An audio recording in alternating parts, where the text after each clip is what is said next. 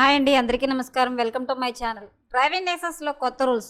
కేంద్రం 50 ఏళ్ల వయసు వరకు వ్యాలిడిటీ లేటెస్ట్ అప్డేట్ రావడం జరిగింది. సో దానికి సంబంధించిన పూర్తి వివరం చెప్పడం కోసం నేను వీడియో చేస్తున్నాను.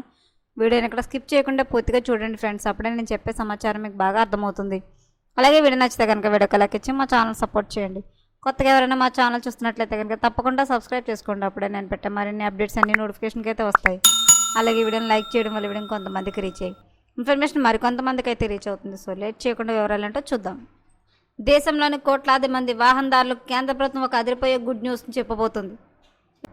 ఇకపై డ్రైవింగ్ లైసెన్స్ గడువు ముగిసిపోతుందని మాటిమాటికి ఆర్టీఓ ఆఫీసుల చుట్టూ తిరగాల్సిన తిప్పలు తప్పనున్నాయి. డ్రైవింగ్ లైసెన్స్ వ్యాలిడిటీని ఏకంగా 50 ఏళ్ల వయసు వచ్చేంత వరకు పొడిగించేలా ఒక ప్రతిపాదన కేంద్రం రోడ్డు రవాణా రహదారుల మంత్రి శాఖ పరిశీలిస్తోంది. రవాణా రంగ సేవలను మరింత సులభతరం చేస్తూ ప్రజల జీవన ప్రమాణాలను మెరుగుపరిచేలా ఈ భారీ సంస్కరణకు అడుగులు పడనున్నాయి.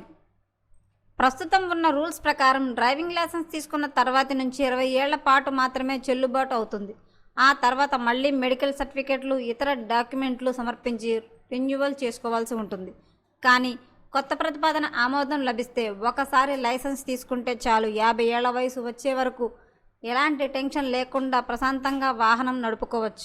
దీనివల్ల ఆర్టీఓ ఆఫీసుల్లో పేపర్ వర్క్స్, క్యూ లైన్లు తగ్గడమే కాకుండా వాహనదారులపై ఉన్న పెద్ద భారం తొలగిపోతుంది.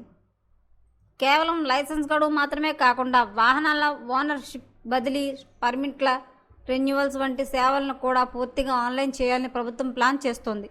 ఈ డిజిటలైజేషన్ వల్ల ఆఫీసులకు వెళ్లాల్సిన అవసరం లేకుండానే ఇంట్లో కూర్చుని పనులు పూర్తి చేసుకోవచ్చు. అయితే రెన్యువల్స్ తగ్గితే రాష్ట్ర ప్రభుత్వాల ఆదాయం పడిపోతుందని కొన్ని రాష్ట్రాలు ఆందోళన వ్యక్తం చేస్తున్నాయి.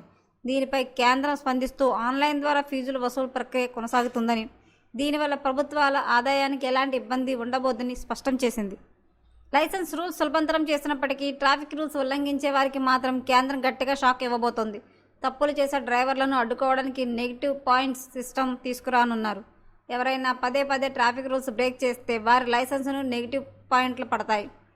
ఒక పరిమితి దాటితే ఆ లైసెన్సును శాశ్వతంగా రద్దు చేసేలా వ్యవస్థను లింక్ చేస్తున్నారు.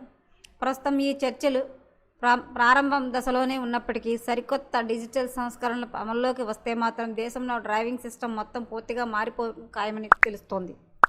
మరిన్ని లేటెస్ట్ అప్డేట్ల కోసం మా ఛానల్ తప్పకుండా సబ్స్క్రైబ్ చేసుకోండి. Thanks for watching.